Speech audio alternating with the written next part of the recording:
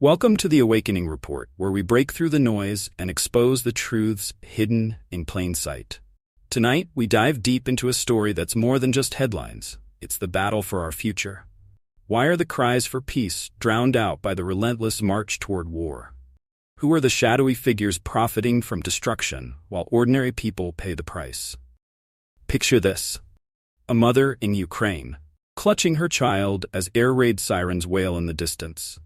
She isn't thinking about geopolitics or power struggles. She's thinking about survival, about making it through one more night. Now imagine this scene playing out not just in Ukraine but across the globe, a world gripped by fear, manipulated by those who thrive on chaos. But this isn't just their story. It's ours too. The consequences of these secretive power plays ripple far beyond borders. This is about humanity's struggle for peace and the sinister forces determined to suppress it. It's about how a small but powerful elite orchestrates division to maintain their grip on the world. We'll uncover the untold truths of a world teetering on the edge. From the calculated moves of political leaders to the war drums beaten by a select few, every piece of this puzzle reveals a bigger, more chilling picture. This isn't just a moment in history, it's a turning point. What if the future could look different? What if we could challenge the lies, unite against division, and demand peace on our terms? Stay with us, because the answers are closer than you think. The truth we're about to share is not just shocking, it's essential. The clock is ticking. The stakes are higher than ever, and the time to act is now. Together, let's pull back the curtain and uncover the reality hidden in the shadows. This is the Awakening Report. The awakening starts now. Let's start with Ukraine, a land of rich history and resilient people, now turned into a battlefield for power-hungry elites. On the surface, we're told this conflict is about democracy and territorial disputes. But beneath the headlines, there's a darker, more calculated agenda. Picture this: a nation crying out for peace, its streets filled with the echoes of protests, not against an enemy from afar, but against their own leadership. Families displaced, homes destroyed, lives torn apart. Yet the people of Ukraine are not alone in their struggles. Their desire for peace resonates with millions around the world, who understand that war benefits only a select few, the elites who thrive on division, destruction, and chaos. But why? Why would anyone push for a war that the people clearly don't want? The answer lies in the shadowy corridors of power. Behind closed doors, deals are struck, weapons are traded, and profits soar. For them, war is not tragedy. It's business as usual. And let's not forget the so-called leaders who cheer on the carnage from the comfort of their secure offices. They talk about freedom and democracy, but their actions tell a different story. They ignore the cries for peace from their own citizens.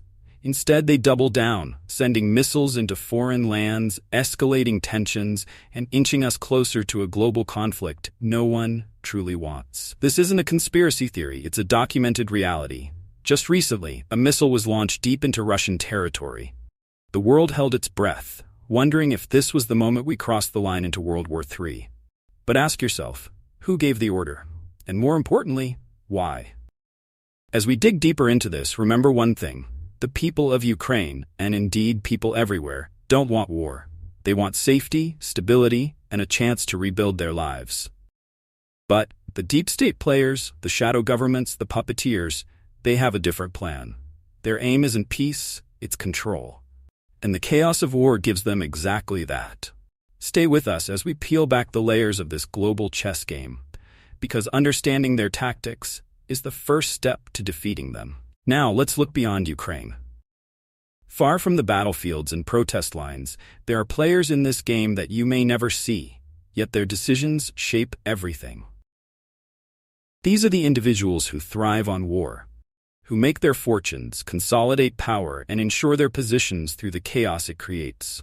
They aren't wearing uniforms or wielding guns, but their influence is felt on every front. We're talking about the deep state, the shadow government that operates in the shadows, pulling strings behind closed doors. They don't care about the cost of lives or the destruction of entire nations. What they care about is control. Control over resources, control over governments, control over you. These elites have one rule: never let a crisis go to waste. And what better crisis than a war that could potentially reshape global alliances and consolidate their power. It's not about protecting borders or freedoms. It's about creating a scenario in which they can tighten their grip on the world's economy, on its leaders, and on its people. Consider this: the missile launches that have marked this escalation. At first, they may seem like random acts of aggression, but in reality, they are calculated moves in a larger game of chess. Each missile fired, each escalation, is a calculated move to manipulate global markets, sway public opinion, and keep nations on edge. It's no longer about the enemy, it's about maintaining the perfect environment for profit and power. The deep state has perfected this art of war, not through battlefields, but through manipulation, misinformation, and control. They've orchestrated the chaos we see today, and every headline, every public speech is part of their strategy. They need division. They need us to be distracted, divided, and terrified. Because fear, after all, is the greatest tool they have. But here's the truth. They've underestimated something: the people. The people are waking up. They are seeing through the lies and realizing that the war they are being fed isn't their war at all. It's a war created by those who seek to profit from their suffering. The question is, how much longer will we let them play this game? How much longer will we allow ourselves to be pawns in their quest for control? Now, let's turn our attention to the heart of this conflict: the people. It's easy to get lost in the headlines, to focus on the politicians and the endless cycle of military operations. But we must not forget the silent majority, the everyday citizens who are living through this nightmare. In Ukraine, the cries for peace are not coming from the halls of power, but from the streets. People who have lost everything, homes, loved ones, and a sense of security, are not calling for more violence. They're not asking for more missiles or more weapons to fuel the fire. They are calling for peace, for an end to the bloodshed that has torn their nation apart. And it's not just in Ukraine. This desire for peace is universal. From the streets of the Middle East to the heart of Europe, the average citizen longs for safety, for stability, for a world where their children can grow up without the threat of war looming over them. They understand the true cost of conflict, not in political terms, but in the loss of human life, in the devastation of families, in the destruction of hope. But the question is, why is it that, despite the clear desire for peace, we continue to see the drumbeats of war growing louder? It's because those in power, those who stand to gain from this chaos, don't care about the people. They care about control, they care about power. And war is their means of achieving both. However, what they fail to see is this: people aren't just passive victims. As the world grows more connected, the voices for peace are growing louder and stronger. They cannot be ignored. The people have seen enough. They are tired of the destruction.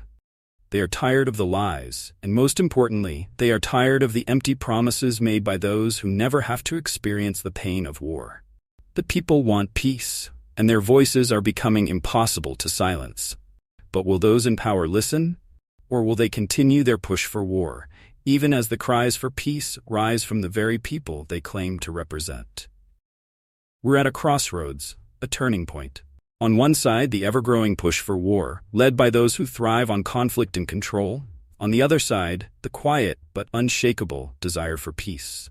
The people's voices are rising, their demand for a peaceful resolution echoing across the globe. But will it be enough? Let's talk about the power of negotiation, the power to end this madness without more lives being lost.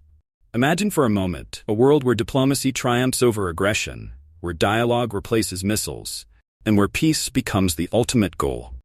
Could this be the future we're heading towards? If anyone can broker such peace, it's leaders who understand the cost of war, the true cost, not just in terms of military strategy or economic gain, but in human terms. Take President-elect Trump, for example. He has always been vocal about his belief in peace through negotiation. He doesn't want war. He wants an agreement that serves everyone's best interests. Unlike the warmongers pushing for escalation, Trump recognizes that peace is not a sign of weakness, but of strength. Russia, too, has signaled its willingness to discuss peace. The message was clear: we're not interested in escalating this further. Let's talk. It's a refreshing shift from the usual narrative of missile threats and war games. And the people, who have borne the brunt of this conflict, are ready for that discussion. They're tired of being pawns in a larger game they didn't choose to play. But there's a challenge ahead. The road to peace is never easy. It requires compromise, it requires trust, and most importantly, it requires those in power to put aside their personal interests and listen to the people they serve. The question is, will they? Will they take this opportunity to break the cycle of violence and build a future where war is no longer an option? It's not just about Ukraine or Russia, it's about every nation, every family, every child who deserves to live in a world without the constant threat of war. We have a choice to make as a global community. Will we continue to fuel the fire, or will we take the bold step toward peace? The world is watching. The people are waiting. It's time to make a decision. It's time to choose peace. When we talk about war, it's easy to get lost in statistics, numbers of soldiers, military budgets, missile counts.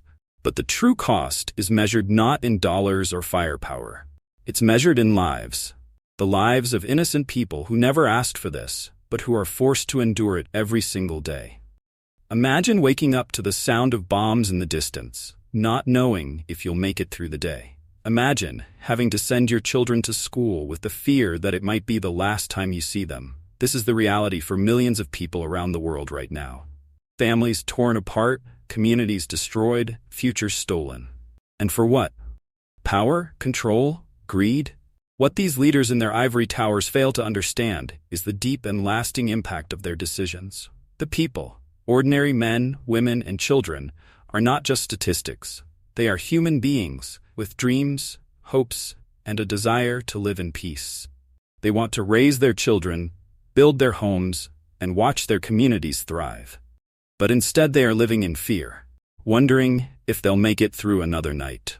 The trauma that war inflicts on the human spirit is far more damaging than any weapon. It's in the eyes of the children who have witnessed unspeakable horrors. It's in the broken hearts of parents who have lost their loved ones. It's in the deep sorrow of a nation that has been robbed of its future. These are the true casualties of war. The human souls that carry the weight of conflict long after the smoke has cleared and the last missile has landed. But it doesn't have to be this way. We, as a global community, can choose a different path. We can choose peace, a peace that prioritizes human life over political ambition. A peace that recognizes the worth of every individual, not as a pawn to be sacrificed, but as a person whose life matters. The war machine may be powerful, but the will of the people is stronger, and the people are ready for change. They are ready for peace. The question is, are the ones in power ready to listen? In every war, there's a battle that's just as critical as the one fought on the ground, the battle for the hearts and minds of the people. And it's a battle that's often fought in the media. We live in a world where the narrative is shaped by those with the most power, governments, corporations, and media conglomerates that control what we see, hear, and believe. But the truth is, the media often doesn't give us the whole picture. Instead, it presents us with a version of reality designed to push a certain agenda. Take a moment to think about the headlines you see every day. War is inevitable, they say. There is no other option. But is that really true? Are we being told the full story, or are we being manipulated into believing that conflict is the only solution? The media creates an environment of fear and distrust, fear of the unknown, fear of the enemy, fear of losing control. They highlight every explosion, every confrontation, every tear shed, while downplaying the stories of peace, diplomacy, and negotiation that are happening in parallel. Why? Because fear sells. And in a world driven by ratings, fear often trumps hope. But what happens when we stop and question the narrative? What happens when we start to seek out the voices of those who are not part of the power structure, but who experience the true cost of war?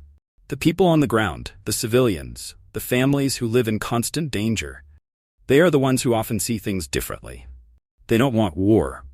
They don't want to be pawns in a game of power and politics. The media doesn't show us these voices, but that doesn't mean they aren't there. We need to start listening to those who cry out for peace, not because it's a political talking point, but because it's the only way for them to survive. When we break free from the media's manipulation, we see the truth. The truth is that war is never inevitable. It's a choice. One that's being made by those in power, not the people who are directly affected. And the more we question the narrative, the closer we get to realizing that there's always another way. The way of peace. As we dive deeper into the conversation about peace and war, one of the most powerful tools we have for preventing conflict is the strength of global alliances. These are the very agreements and collaborations between nations that, when used for good, have the potential to prevent escalation and protect us from the brink of destruction.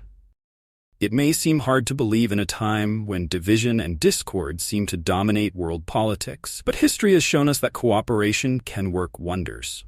Look at the global organizations like the United Nations, which was built on the idea that nations could come together, not to fight, but to talk, to negotiate, to find peaceful solutions. The European Union itself is a testament to how once divided nations, locked in constant conflict, can unite and prosper in peace. But for all of its potential, we must ask, is this alliance system truly working as it should? In many cases, global alliances are being tested, not by their desire for peace, but by their leaders' interests and the manipulation of those with power. Behind the closed doors of international summits and backroom deals, we often find the same handful of individuals controlling the narrative, shaping outcomes that benefit a select few, while the voices of the people are left unheard.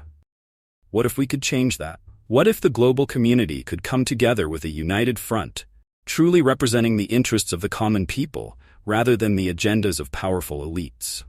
Imagine a world where nations cooperate not for war, but for peace. Where trade agreements don't fund military power, but instead work to build a sustainable and peaceful future. In recent years, we've seen the emergence of peaceful resistance movements all over the globe, citizens rallying together for a future of peace and solidarity. It's these voices, often drowned out by the noise of warmongering, that hold the true power. Global alliances are only as strong as the commitment of the people within them. And it's not enough to rely on leaders alone to make the right decisions. It's up to us, the citizens of the world, to demand a better, more peaceful world. If we unite, if we stand together, we can create a new world order, one that isn't built on war and destruction, but on understanding and cooperation. The truth is, the more we strengthen our global alliances, the closer we come to a world where peace is not just possible, but inevitable. As the world teeters on the edge of war, one of the most crucial elements in averting global catastrophe lies in the hands of our leaders. Whether it's the President of the United States, the President of Russia, or any other global figure, their decisions can change the trajectory of history, sometimes for the better and other times for the worse. But leadership is about more than just political posturing or military might. True leadership is about guiding nations through turbulent times with wisdom, compassion, and foresight. And right now, we need leaders who not only understand the stakes, but are willing to put aside their personal ambitions and the interests of a select few to truly work for the collective good of humanity. Take President Putin, for example.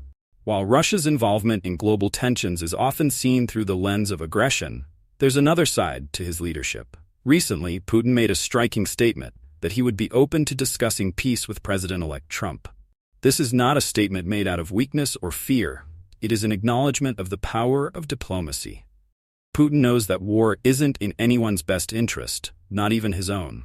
And in recognizing that, he is calling for an opportunity to talk, to negotiate, and to seek a peaceful resolution. Similarly, President Trump, a figure who has long been a subject of debate, has shown time and again that his approach to foreign policy is rooted in a desire for peace. Whether or not you agree with his past actions, Trump's stance on avoiding unnecessary military intervention speaks volumes. He's a leader who understands the consequences of war, and perhaps more importantly, he recognizes that diplomacy has the power to change the course of history. Imagine if all world leaders shared this approach.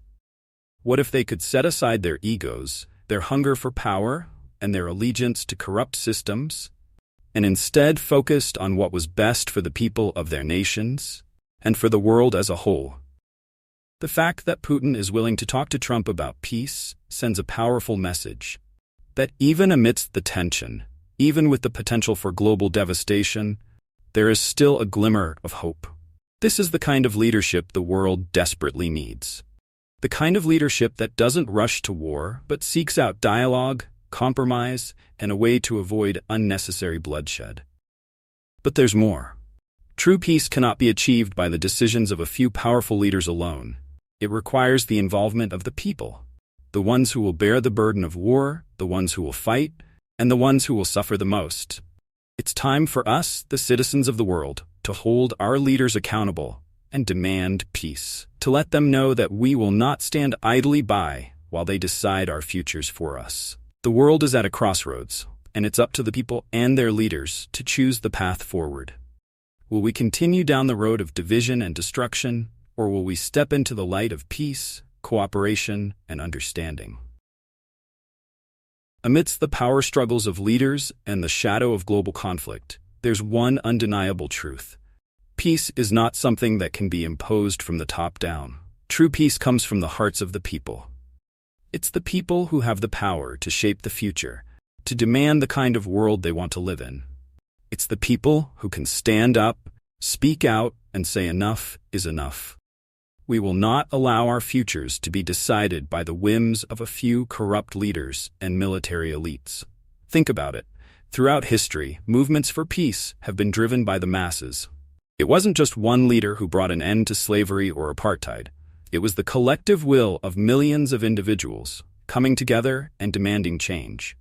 Whether it's the civil rights movement in the United States, the fall of the Berlin Wall, or the peaceful revolutions that have changed the face of countries around the world, it's always been the people, ordinary citizens, who sparked the flame of change.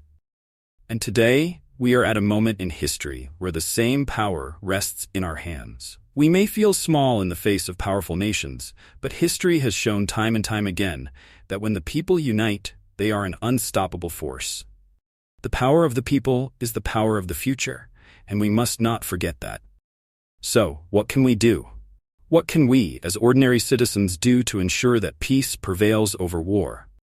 First, we must demand that our leaders represent us, not just the interests of the wealthy or the corporations, but the needs and desires of the everyday person. We need to make our voices heard, not just in the voting booth, but in the streets, in our communities, and in our conversations with one another. Second, we must be vigilant. We must stay informed and stay united. The world may be filled with division, but peace requires solidarity. It's about coming together despite our differences and recognizing that we all share the same planet, the same future, and the same dreams. It's about understanding that the stakes are higher than any political ideology, higher than any national interest, and that if we don't stand together now, we could lose everything we hold dear. And lastly, we must never give up hope. In times of uncertainty, when war seems inevitable and peace feels impossible, it's easy to feel helpless. But remember, change is never easy, and the road to peace is never a straight path. It takes time, it takes courage, and it takes every single one of us to stand up and demand a better world. So, I leave you with this question. Are you ready to stand up for peace? Will you be part of the movement that shapes the future of our world, or will you remain silent as history unfolds? The choice is ours, and it's time for us to rise and take action. The future of peace is in our hands, and together we can make a difference.